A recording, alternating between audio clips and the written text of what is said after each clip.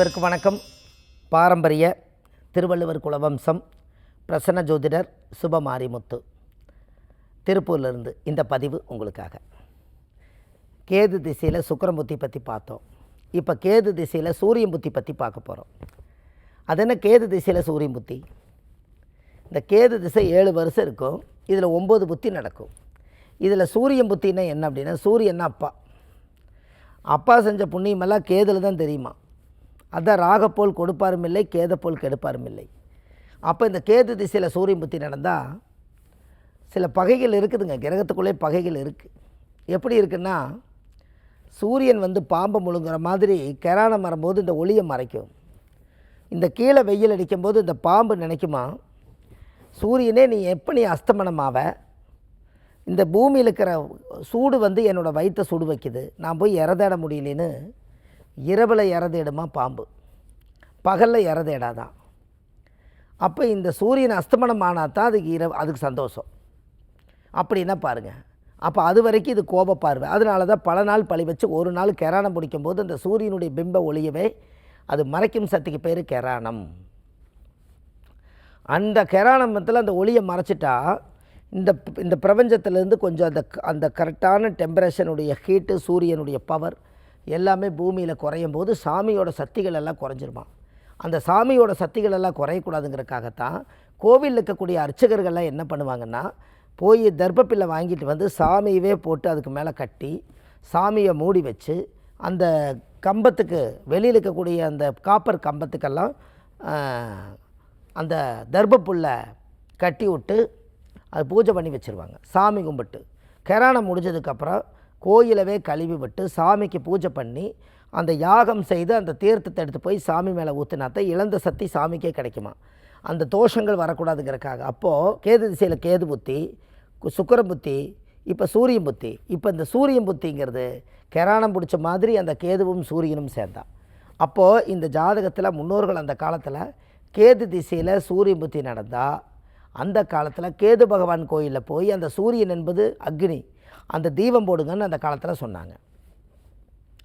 அப்படி வீட்டில் தீபம் போடுங்கன்னு சொன்னாங்க, கோவிலில் தீபம் போடுங்கன்னு சொன்னாங்க. பாருங்கள் எப்படியெல்லாம் நம்ம ஜாதகத்தில் முன்னோர்கள் ஆதி காலத்தில் இந்த விவரங்களை எல்லாம் பலப்படுத்தியிருக்காங்கன்னு பாருங்கள்.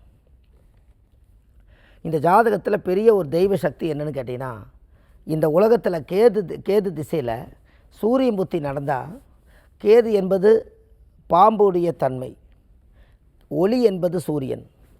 இந்த பிரபஞ்சத்தில் இந்த சூரிய ஒளி ஜாதகத்தில் மறைக்கக்கூடிய சக்தி ராகு கேதுக்கு தான் இருக்குது. அதனால தான் ஞாயிற்றுக்கிழமை அன்னைக்கு 4 to 6 ராகு காலம் எப்போ வரும்னு காட்டிங்கன்னா, இரவில் சாயந்தரம் 4 to 6 ராகு காலம் சாயங்காலம் வரும். அப்போ அது ராகு காலத்தில் ஒரு காரியத்தை செய்யக்கூடாதுங்கிறத அந்த காலத்தில் முன்னோர்கள் ஏன் அது சொன்னாங்கன்னா, சாயந்தரம் அஸ்தமனம் ஆகும்போது எகென்ஸாக சுற்றக்கூடிய ராகு காலத்தில் ராகு கேது மட்டும் ஆன்டி கிளாக்வைஸ் ரிவேர்ஸில் போகக்கூடிய நேரத்தில் ஒரு காரியத்தை முன் வச்சு போகாதீங்க, அது ரிவேர்ஸில் வருது. இப்படி பாம்பு அது கடந்து வரும்போது அதை கடந்ததுக்கப்புறம் நல்ல காலம் பிறக்கும், அப்போ செய்யுங்கன்னு சொன்னாங்க. பகலில் ஒரு ராகு காலம் வரும், இரவில் ஒரு ராகு காலம் வரும். இதை நம்ம தெரிஞ்சுக்கிட்டா தான் உங்கள் வாழ்க்கையில் நீங்கள் நல்லா இருக்க முடியும். அப்போ ஜாதகத்தில் இதெல்லாம் ஒரு அற்புதமான விஷயம் இல்லையா? இதெல்லாம் தான் உங்கள் வாழ்க்கையில் ஒரு பெரிய சுடர். தெய்வத்துக்கு தேவையான அத்தனை ரகசியங்களையும் இந்த உலகத்தில் கேது திசையில் சூரியன் புத்தி நடந்தால் நீங்கள் போய் சூரியனார் கோயிலில் போய் கேது கோயிலில் போய் விளக்கு வச்சுட்டு வாங்க. சூரியனார் கோயில் கும்பகோணத்தில் ஆடுதுறை சூரியனார் கோயில் இருக்குது. கீழ்பெரும்பள்ளத்தில் கேது பகவான் இருக்குது. அப்போ கேதுக்கு சூரியனுக்கு ஒரு கனெக்டிவிட்டி இருந்து ஜாதகத்தில் கேதுவும் சூரியனும் லக்கணத்துக்கு 1, 3, 5, 7, 9, 11 இருந்து, இல்லை ராகு கேதுக்கு அந்த ஜாதகருக்கே அந்த சூரியனுக்கு 1, 3, 5, 7, 9, 11 கேது இருந்து, இல்லை கேதுக்கு 1, 3, 5, 7, 9, 11 சூரியன் இருந்தால் அது யோகம். அந்த காலகட்டங்களெல்லாம் பார்த்து நீங்கள் ஒரு திருப்தியாக நீங்கள் ஒரு சாமி கும்பிட்டு வரணும். அப்படி சாமி கும்பிட்டு வந்தால் உங்கள் வாழ்க்கையில் நல்லா இருப்பீங்க. அந்த காலத்தில் உங்களுக்கு ஒன்று தெரியுமா, இந்த கேது திசையில் இவ்வளவு புத்திகளில் பாட்டாக பிரித்து ப்ளஸ் மைனஸ்ன்னே கொண்டு வந்திருக்காரு. அந்த காலத்தில் தசாபுத்திக்கு கோயிலை கொடுத்துருக்குறாங்களா? இது வரைக்கும் பாருங்கள், பஞ்சாங்கத்தில் கோயிலே இருக்காது. நம்ம அந்த கோவிலை எடுத்து நீங்கள் இந்த கோயிலுக்கு போயிட்டு வந்தால் அந்த தாக்கம் குறையும்னு சொல்லி இன்றைக்கி நம்ம புதுயுகம் சேனலில் இன்றைக்கி இந்த 2026 உலகத்துக்கு அரங்கேற்றம் செய்கிறோம். இது கொடுப்பனு தானே? நீங்கள் பஞ்சாங்கத்தை எடுத்து பாருங்கள், தசாபுத்தி கொடுத்துருப்பாங்க. அந்த 9, 9, 81 புத்திக்கு கோயில் இருக்காது அதில். அப்போ இந்த கோயில் எப்படி கண்டுபிடிச்சிருப்புன்னு சொல்லுங்கள். அப்போ இதெல்லாமே மக்களுக்கு ஒரு ஈஸியாக கிடச்சிருச்சா இல்லையா? அப்போ நீங்கள் போய் சாமி கும்பிட்டு வரக்கு உங்களுக்கு என்ன குறை? இந்த கேது திசை வாழ்க்கையில் ஒரு மிகப்பெரிய நெருக்கடியான திசை அல்லவா? அந்த காலத்தில் ஞானிகளெல்லாம் சித்தர்களெல்லாம் பிறக்கும்போது கேதுல தான் பிறப்பாங்களாம். அவங்களுக்கு அமோனிஷிய பவர் அதிகம். அசுபனி, மகம், மூலம், இந்த 3 நட்சத்திரத்தில் இந்த உலகத்தில் யார் பிறந்தாலும் இப்போவே போய் உங்கள் ஜாதகத்தை எடுத்து பாருங்கள். தாயுடைய ஆதி அந்த பரம நாளிகை, தாய் மாதா கர்ப்பத்தில் சிவிட்டம் நீக்கி சென்றது போக நின்றது இருப்பு.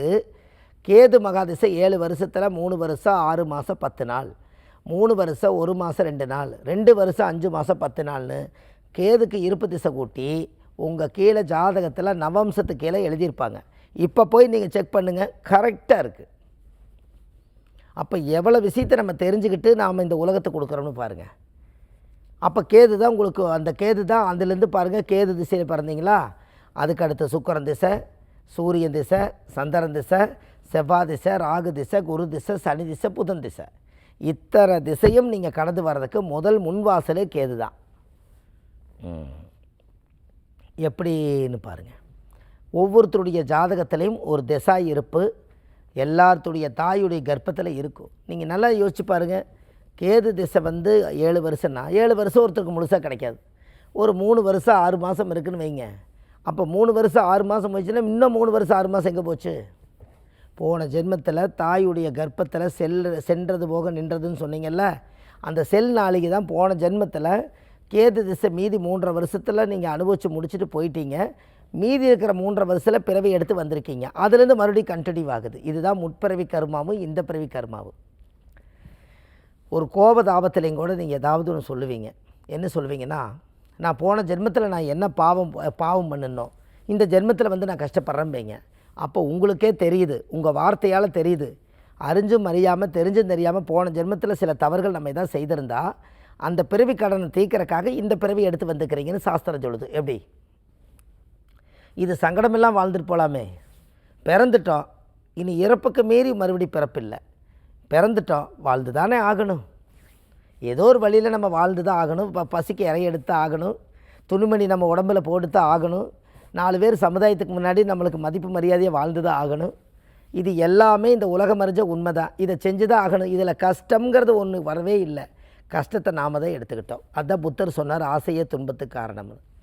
எல்லாமே இந்த ஆதிகால பரிகார புத்தகத்தில் இந்த கேது திசையில் இந்த சூரியனாருடைய அந்த புத்திகள், இதனுடைய அமைப்புகள், இது எல்லாமே ஜாதகத்தில் கோயில் நீங்கள் விளக்கு போட்டு பூஜை பண்ணி சாயம்பட்டு வாங்க, நல்லா இருப்பீங்க. எல்லாமே இந்த புத்தகத்தில் ஆதிகால பரிகாரத்தில் கொடுத்துருக்க A4 சைஸு 1736 பரிகாரங்கள் கொண்ட புத்தகம். இந்த புத்தகம் மிகப்பெரிய ஒரு பொக்கிஷம். இன்றைக்கி தமிழ்நாடு பூரா கொண்டு போய் வீடு வீடாக எல்லா வீட்லேயும் இந்த புத்தகம் இருக்குது. இந்த புத்தகத்தை டெய்லி ஒரு வரி எடுத்து படித்தாலே நம்ம நல்லாயிருப்போம். அப்போ இதுக்கு எல்லாமே கீழே போயிட்டு இருக்க நம்பருக்கு கால் பண்ணிங்கன்னா இந்த புத்தகம் வீட்டுக்கே டோர் டெலிவரி 2 நாள் உங்கள் கையில் கிடச்சிரும். இது இல்லாமல் நம்ம ஜாதகம் பார்க்குறோம், பிரசன்னம் பார்க்குறோம். சென்னையில் வடபழனி முருகன் கோயில் தெப்பக்குளம் வாசல்லையே நம்ம ஜோதிட அலுவலகம் இருக்குது.